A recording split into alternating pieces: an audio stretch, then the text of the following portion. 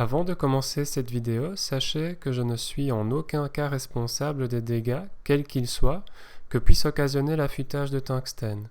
Vous faites cela sous votre propre et unique responsabilité. Pour souder avec le procédé TIG, tu vas devoir utiliser ce qu'on appelle un tungstène. C'est lui qui va produire l'arc électrique et permettre la fusion. Alors, il existe plusieurs types de tungstène, mais cela ne fait pas l'objet de cette vidéo. Le tungstène vient se loger dans la torche TIG de cette façon, avec un léger serrage au niveau de la coiffe. Alors, ne serre pas comme un troll des bois, car tu risquerais qu'une seule chose, c'est de casser le filet, et là, bonjour les ennuis.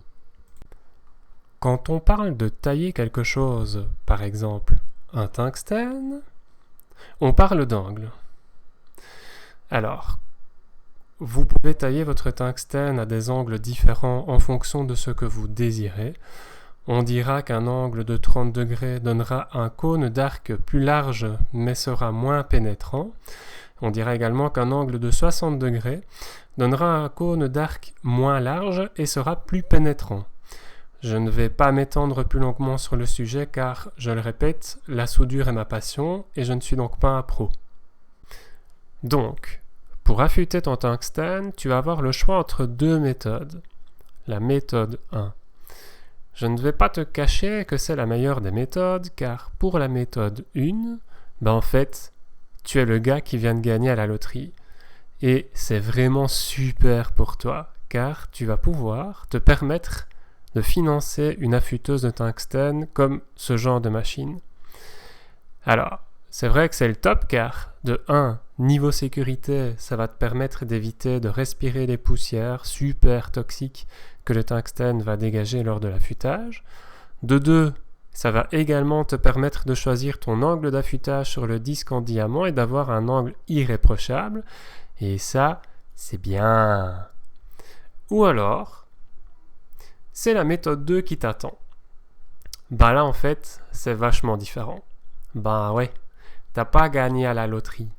Mais bon, t'as quand même ton poste TIG qui est là et t'as quand même envie de l'utiliser, ce poste.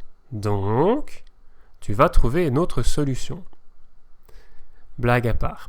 Protège-toi au maximum avec des lunettes de protection, voire une visière de protection si tu en as une, un masque pour éviter les inhalations qui peuvent être radioactives en fonction du tungstène choisi, des gants et tout le tralala, tout ce qu'il faut pour être protégé au maximum.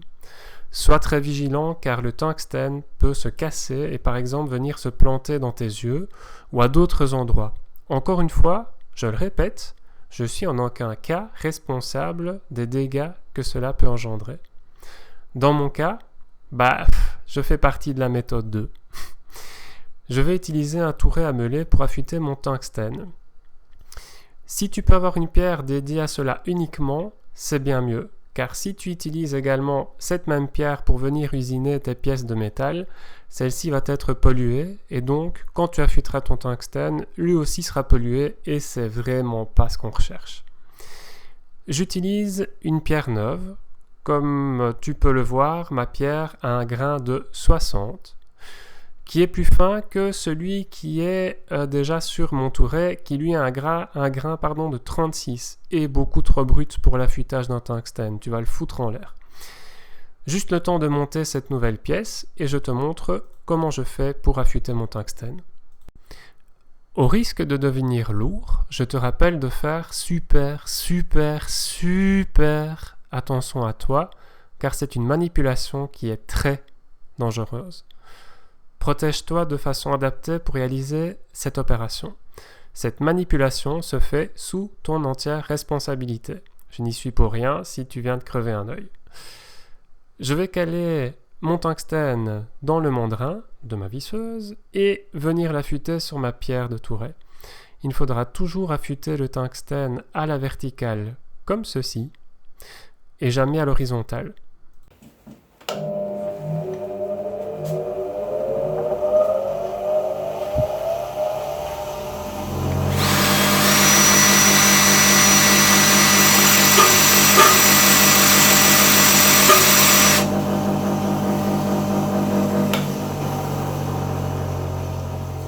Voici un tungstène qui est affûté.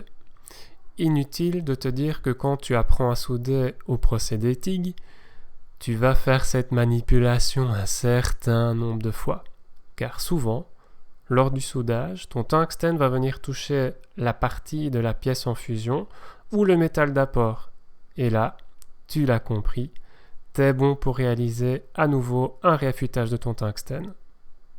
Ouais, en fait, j'ai des remords là. Je t'ai pas vraiment dit toute la vérité, juste la vérité, rien que la vérité. Bah ouais, désolé, mais bon, il y a une troisième méthode en fait. Mais là, c'est à mon sens encore pire que la deuxième méthode. Il faut vraiment être un ouf de la cafetière et pas avoir peur de perdre des dents dans la bataille. Et ça, c'est au mieux. Tu peux aussi en fait affûter ton tungstène avec une meuleuse d'angle, mais j'ai décidé de ne pas t'en parler car je trouve ça vraiment trop dangereux en fait. C'est la fin de cette vidéo, j'espère qu'elle t'aura plu, qu'elle t'aura apporté quelque chose. Si c'est le cas, n'hésite pas à mettre un pouce vers le haut, à t'abonner à la chaîne et à cliquer sur la cloche pour être tenu au courant de mes nouvelles publications de vidéos. A plus, ciao!